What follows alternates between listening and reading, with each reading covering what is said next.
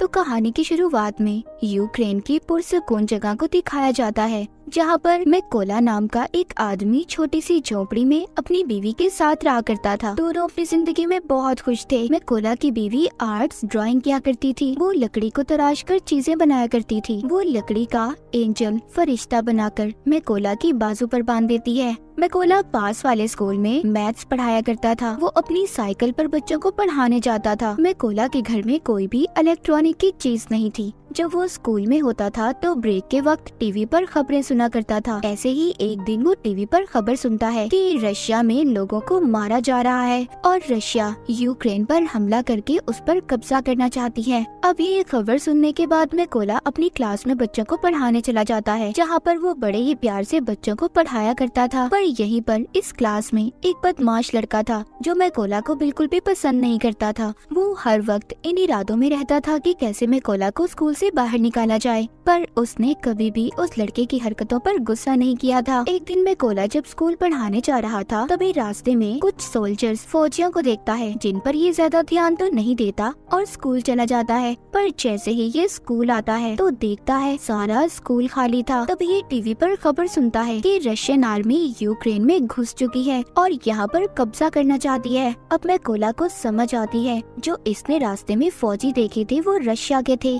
पूरे मामले को देखते ही ये फौरन से अपने घर की तरफ भागता है, क्योंकि उसकी बीवी घर पर अकेली थी। मगर अब बहुत देर हो चुकी थी। जब ये घर पहुंचता है तो देखता है रशियन फौजी उसकी बीवी को मार रहे थे और जब मैकोला अपनी बीवी को बचाने की कोशिश करता है, फौजी उसे भी पकड़कर मारने लगते हैं। मैकोला उनसे कहता है प्लीज मेरी बीवी को मत मारो, वो माँ बनने वाली है। पर वो कुछ भी नहीं सुनते और उसके घर को आग लगाकर जाने लगते हैं। अपने घर को जलता देखकर उसकी बीवी जैसे ही उठकर उन फौजियों पर पत्थर मारने लगती है तो एक रशियन फौजी उस पर गोली चला देता है, जिसकी वजह से मैकोला की बीवी मर चुकी थी। मैकोला अपनी बीवी की लाश के पास बैठकर जोर जोर से रोता है। तभी तो यूक्रेन के फौजी आते हैं। वो उसकी पहचान करने के बाद उसकी बीवी की मौत पर बहुत अफसोस कर रहे थे और उसकी बीवी के लिए कब्र खोदकर मैकोला से कहते हैं कि अपनी बीवी को यहाँ पर दफना दो। अब मैकोला अपनी बीवी को दफनाकर अपने घर को देख रहा था। रशियन फौजियों ने उसकी बीवी को भी मार दिया था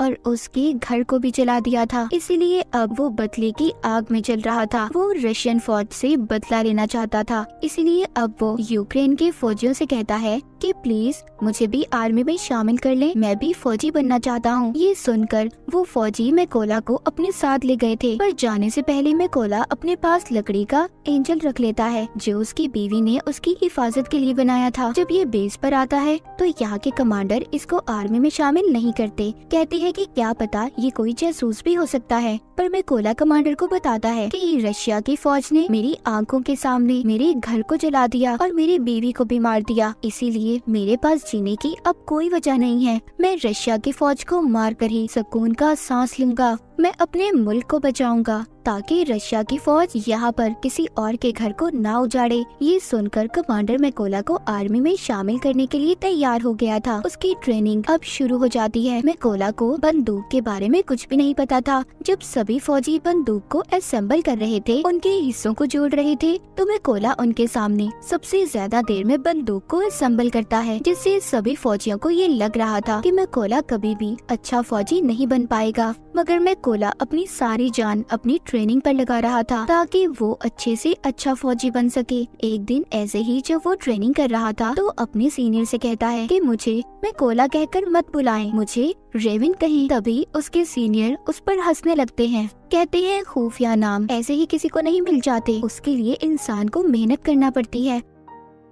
अब मैकोला पूरी जान से ट्रेनिंग कर रहा था। रात को जब सभी सिपाही सो रहे होते थे तो तब भी मैकोला अपनी प्रैक्टिस करता रहता था। एक दिन उनका कमांडर सबसे कहता है कि हमारे पास स्नाइपर निशानेबाज की कमी है, कौन है जो तुम में से स्नाइपर बनना चाहता है? इनमें से बहुत कम लोग थे जो अपना हाथ ऊपर करते हैं। इन्हीं में से मैकोला भी था जो अपना हाथ ऊपर करता है। सभी उसे देखकर हंस रहे थे। कमांडर उसे कहता है तुम्हें तो बंदूक भी सही तरह से असेंबल नहीं करने आती, तो तुम क्या स्नाइपर बनोगे? मैकोला कहता है, मैं एक अच्छा स्नाइपर बन सकता हूँ, आप मेरा कोई भी टेस्ट ले सकते हो। कमांडर उसको टेस्ट लेते हुए कहता है कि तुम्हें सिर्फ 20 सेकंड में इस बंदूक को असेंबल करना होगा। अब मैकोला अपनी आंखों पर पट्टी बांधकर बंदूक को जोड़ना शुरू करता है और सिर्फ 18 सेकंड में उसने बंदूक को असेंबल कर दिया था। ये देखकर सभी हैरान हो गए थे। जो लोग पहले इस पर हंस रहे थे वो अब इसके लिए तालियां बजा रहे थे। इसके बाद मैकोला की स्नाइपर की ट्रेनिंग शुरू हो गई थी। वो जी जान लगाकर स्नाइपर की ट्रेनिंग कर रहा था। वो दिन भी आ गया था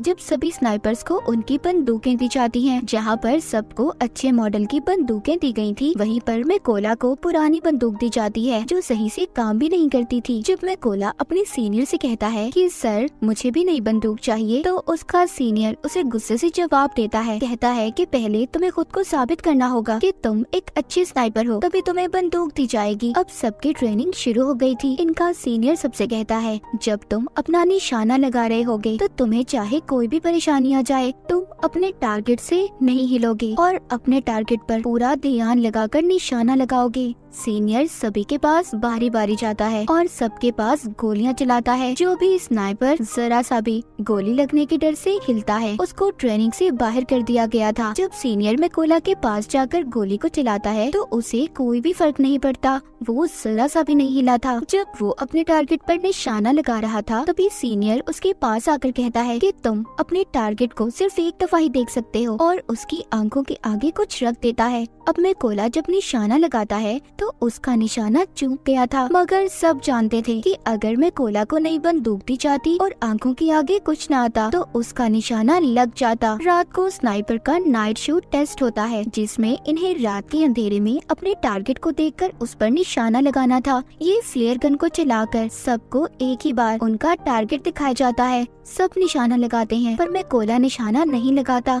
वो अपने दिमाग में फासले को देखकर मीटर का अंदाजा लगाकर फिर निशाना लगाता है, जिससे उसका निशाना बिल्कुल ठीक लगता है, जो आज तक किसी ने नहीं किया था। वो मैकोला ने कर दिखाया था। सबका अब रिजल्ट आ चुका था। सीनियर मैकोला को सैल्यूट करता है और कहता है तुम पास हो चुके हो। जिसके बाद कर्नल मैकोला से कहते हैं अपने सभी जरूरी सामान को पैक कर लो, तुमने एक जरूरी मिशन पर जाना है। मैकोला का पहला मिशन ये था कि पास ही एक चेक पॉइंट पर रशियन आर्मी ने कब्जा किया हुआ था, जिसको इन लोगों ने उनसे छुड़वाना था। मैकोला अपने साथियों के साथ उस जगह पर पहुंच जाता है। इन सबको एक एक टारगेट दिया गया था। सभी अपनी पोजीशंस ले लेते हैं जहां पर बैठकर इन्होंने निशाना लगाना था। जब ये इन पर शूट करने वाले थे तो देखते हैं एक गाड़ी चेक पॉइंट की तरफ जा रही थी। कर्नल सबको गोली चलाने से मना करते हैं। वहीं पर रशियन आर्मी गाड़ी को रोक लेती है जिसमें एक कपल कहीं पर जा रहा था। रशियन आर्मी ने उन लोगों का पासपोर्ट ले लिया था और उन्हें काफी बुरी तरह से मारने लगते हैं। ये देखकर कर्नल सभी स्नाइपर को गोलियां चलाने का कहता है और एक ही झटके में सभी स्नाइपर रशियन आर्मी को मार गिराती है। इनका पहला मिशन पूरा हो गया था। ये सभी खुशी खुशी अपने बेस पर वापस आ गए थे। जब मैकोला अपने बाकी साथियों को देखता है तो वहाँ पर कोई भी नहीं था। उसे पता चलता है कि वो दूसरे मिशन पर है। मैकोला को ये भी पता चल गया था कि उस मिशन में इसके बहुत से साथी भी मर गए हैं और उन सबको एक ही रशियन स्नाइपर ने मारा है, जो रशियन आर्मी का सबसे बेहतरीन स्नाइपर है। कुछ दिन के बाद इनका दूसरा मिशन भी शुरू हो गया था। ये सभी उस जगह पर पहुंच जाते हैं जहां पर रशियन आर्मी कब्जा करने वाली थी। सबसे पहले मैकोला हर जगह पर अपने साथियों के साथ बॉम्ब लगा देता है और फिर घास में छुपकर रशियन आर्मी का इंतजार करने लगता है। कुछ वक्त के बाद रशियन आर्मी उधर आने लगी थी। तभी मैकोला देखता है उन रशियन फौजियों में मैकोला का एक स्टूडेंट भी था जो स्कूल में इसे परेशान किया करता था। ये वो ही बदमाश लड़का था और अब वो रशियन आर्मी में शामिल हो चुका था। जैसे ही कर्नल इन्हें शूट करने का कहते हैं तो मैकोला थोड़ा सा घबरा गया था, क्योंकि ये अपने स्टूडेंट को मारना नहीं चाहता था, पर फिर भी ये अपने सभी जज्बात को साइड पर रखकर गोली बॉम्ब वाली जगह पर चला देता है, जिससे बहुत बड़ा धमाका होता है। सभी रशियन फौजी मारे जा चुके थे। बाद में कर्नल जब मैकोला के पास आते हैं तो पूछते हैं तुम क्या सोच रहे थे। मैकोला बताता है कि उन रशियन फौजियों में मेरा एक स्टूडेंट भी था। कर्नल कहते हैं कि वो उस लड़के ने चुना है कि वो गद्दारों में शामिल हो गया, इसीलिए तुम्हें उसके लिए बुरा मानने की जरूरत नहीं है। इसके बाद ये वापस से बेस पे आ चुके चुके थे। कर्नल ज्यादातर अपना वक्त अब मैकोला के साथ ही गुजारते थे, क्योंकि अब कर्नल पूरी तरह से मैकोला पर यकीन करने लगे थे। कर्नल मैकोला को बताते हैं कि मेरी 2 बेटियां हैं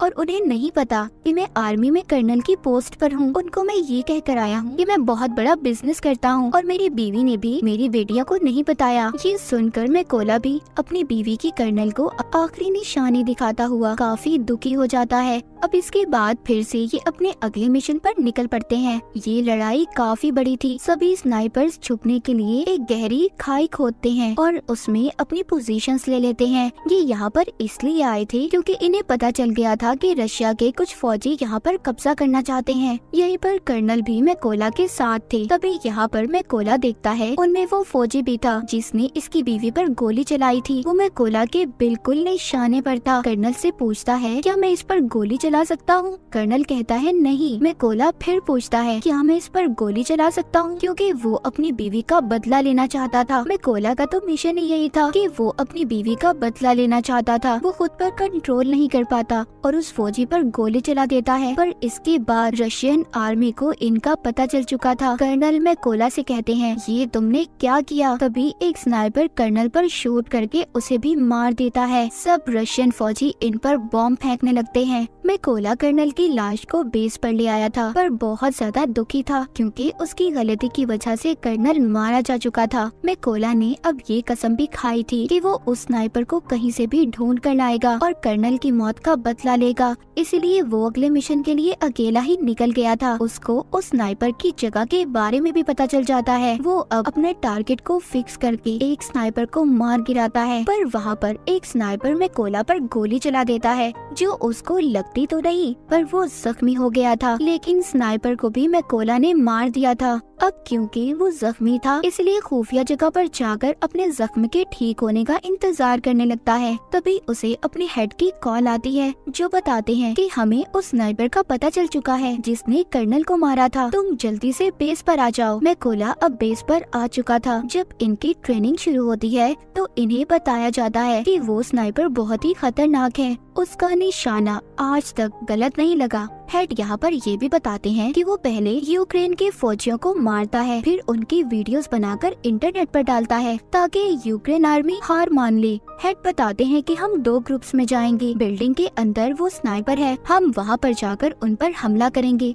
तभी मौके का फायदा उठाकर मैकोला उस स्नाइपर को मार देगा। प्लान बन जाने के बाद ये सब लोग ऐसा ही करते हैं। सभी उस जगह पर जाकर अपनी अपनी पोजीशंस ले लेते हैं और ये रशियन का ध्यान भटकाने में कामयाब हो जाते हैं। और मैकोला इसी बात का फायदा उठाकर अंदर जाकर रशियन स्नाइपर को मार देता है। मैकोला अपने साथियों से कहता है कि मेरा रास्ता साफ कर दो। ये सुनकर सभी मैकोला के साथी रशियन आर्मी पर गोलियां चलाकर उन्हें मार देते हैं। अब अंदर जो स्नाइपर छुपकर बैठा था जिसको मैकोला मारने आया था, वो सोचता है कि कोई भी फौजी उसकी बात का जवाब नहीं दे रहा। जब ये ऊपर छत पर चेक करने जाता है तो वहाँ पर जो रशियन स्नाइपर था वो मर चुका था। ये देखकर वो वापस से अपने पोजीशन पर आ जाता है। जब वो सामने मैकोला की बीवी का बनाया हुआ एंजल देखता है तभी मैकोला ऊपर से छलांग लगाकर उस स्नाइपर को मार देता है। जब दूसरे स्नाइपर को थोड़ी आवाज आती है तभी मैकोला उसके पास भी एक बॉम्ब फेंकता है और उस स्नाइपर का काम भी तमाम हो चुका था।